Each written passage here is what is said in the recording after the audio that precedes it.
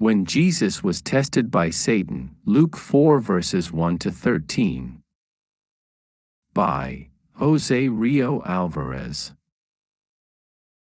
Temptation is often associated with being drawn towards something negative. However, in the account of Jesus' temptation, a more precise translation would be testing. Therefore, a more accurate title for the account would be, When Jesus was Tested by Satan. First proof: if you are a child of God, tell this stone to become bread. It is quite understandable that Jesus, after having fasted 40 days in the desert, feels hungry.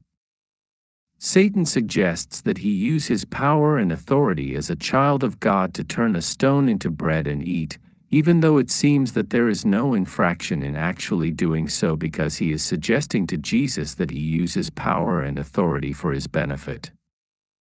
If one gives into a temptation that seems small and reasonable, then it is easy for it to continue to slip into larger and larger ones.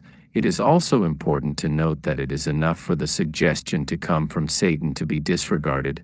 In response to this test, Jesus quotes the scriptures, "Man does not live on bread alone, but by every word that proceeds from the mouth of God." Here Jesus is quoting Deuteronomy 8 verse 3. In this passage, reference is made to the provision of manna that God gave to his people, and thus he is showing his complete trust in God the Father. In Matthew 4 verse 11 it is mentioned that the devil, after tempting him, angels came to serve him, which shows that he was physically weakened due to fasting. His trust in God did not wane, and he did not use his power and authority for his benefit. The lesson for us is, do not give in to temptation even if it seems reasonable. Be mindful of whom the temptation comes from. Do not use our spiritual authority for our benefit, and rely fully on God's help. Second proof: and the devil brought him to a high mountain, and showed him in a moment all the kingdoms of the earth. And the devil said to him, To you I will give all this power and their glory, for it has been given to me, and to whom will I give it? If you worship me, they will all be yours. What the devil is offering here is to put in his hand all the kingdoms of the world with everything they have in exchange for something that seems very simple to do, yet that also meant subjection to the devil, serving him, and forgetting the purpose for which Jesus came into the world. Jesus is evident that he did not come to obtain the political, economic, and military power of the kingdoms of the earth, and even less at the cost of worshiping the devil, and answers with the scriptures, "The Lord your God you shall worship, and him only you shall serve." Here Jesus quotes Deuteronomy 6 verse 13. With this he makes us see that our worship of God has to be at the center of our life. Everything else that is offered in return has to be discarded, and this is also another lesson for us. Third proof: if you are a child of God, throw yourself from here to below, for it is written, He will command His angels concerning you to guard you carefully. They will lift you in their hands so that you will not strike your foot against a stone.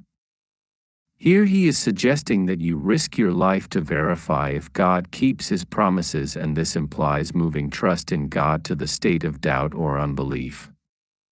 Jesus answers, "You shall not tempt the Lord your God," referring to Deuteronomy 6 verse 16, which mentions the place where the people of Israel tempted God, saying, "Why did you bring us up out of Egypt to kill us, our children, and our cattle?" Exodus 17 verses 1 to 7. It was clear to them that they had been led to the promised land, trusting in God's promise that they came out of Egypt, and despite having seen how God opened the way for them in the Red Sea and destroyed the Egyptian army in front of them, they exchanged trust in God for distrust.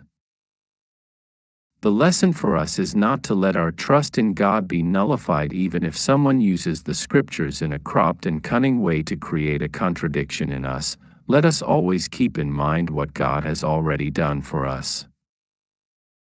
In short, the lessons for us are: do not use our spiritual authority for our benefit, rely fully on God's provision. Do not change the worship of God for anything else. Do not abandon our faith forgetting all that God has done for us.